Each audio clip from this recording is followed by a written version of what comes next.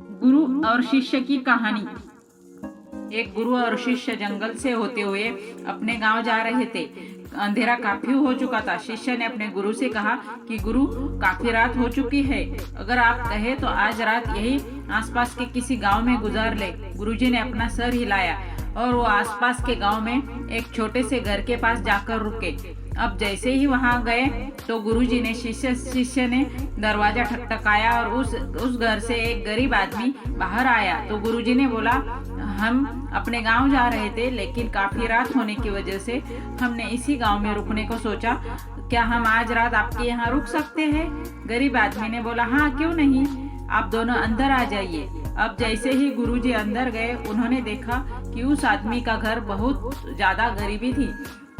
गुरुजी ने उससे पूछा कि आप काम क्या करते हो? तो वह गरीब आदमी बोला कि मेरे पास बहुत सारी जमीन है। गुरुजी ने बोला, अगर तुम्हारे पास बहुत सारी जमीन है तो इस तरह क्यों रहते हो? वह आदमी बोला, यह किसी काम की नहीं है। गांव वाले बोलते हैं कि यह बंजर जमीन है, यहाँ पर कुछ भी नहीं उगेगा, तो और फसल उगाना बहुत बड़ी बेवकूफ़ी है। गुरुजी ने बोला कि तुम्हारा गुजारा कैसे होता है? उसने बोला कि मेरे पास एक भैंस है जिससे मेरा पूरा घर चलता है।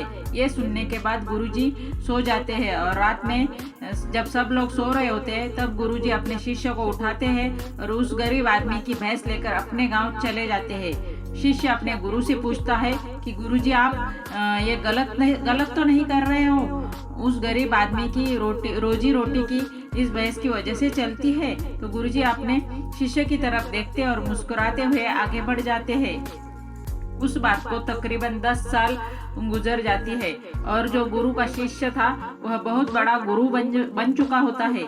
तो एक दिन उसे उस गरीब आदमी की याद आती है।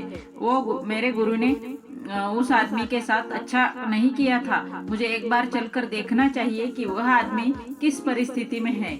वह शिष्य उस गांव की तरफ जाता है और वहां जैसे ही पहुंचता है तो देखता है कि जहां पर उस गरीब आदमी का झोपड़ा था वहां पर एक बड़ा आलीशान महल बन चुका था और उस झोपड़ी के बाहर जो बंजर जमीन थी उस पर फूल और बगीचे थे। तभी उधर से उस घर का मालिक आता है। शिष्य उसे पहचान लेता है और उस आदमी को बोलता है, तुमने मुझे पहचाना? मैं अपने गुरुजी के साथ आया था, हमने एक रात के लिए आपके यहाँ रुके भी थे। वह आदमी उसे पहचान लेता है और बोलता है कि उस रात में आप कहाँ चले गए थे? उस रात के बाद मेरी भैंस कहीं चली गई थी, मेरे पास कोई रास्ता नहीं था, तो मैंने अपनी जमीन पर मेहनत की और फसल निकल आई और आज मैं इस गांव का सबसे बड़ा और सबसे अमीर आदमी बन चुका हूँ। ये सुनने के बाद शिष्य के आंखों में अपने गुरुजी के लिए आंसू आ गए और उसे इस बात समझ में आ गई कि वो रोने लग गया। इस कहानी से हमें ये सीख मिलती है कि हमारे अंदर ऐसी बहुत सी टैलेंट छुपी हुई है, लेकिन हमें कोई ना कोई चीज रोक कर रख देती है। आपके फैमिली वाले भी हो सकते हैं, आपको जॉब भी हो सकती है, कुछ भी हो सकता है। देखिए, आपके पास भी तो भैंस की जैसी कोई दूसरी चीज तो नहीं है जिसने आपको आगे बढ़ने से रोक कर रखा है।